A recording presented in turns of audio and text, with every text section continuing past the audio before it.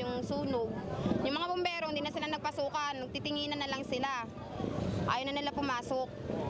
Kaya umabot hanggang umaga, alas 9 nag-umpisa, biroy mo hanggang alas 3 ng umaga, may sunog pa. Hindi nila inagapan eh. Madali kasi ang pangyayari dahil sa lakas ng apoy. Napakaluwag ng nakain ng apoy. Napakadayang bahay agad na nasunog.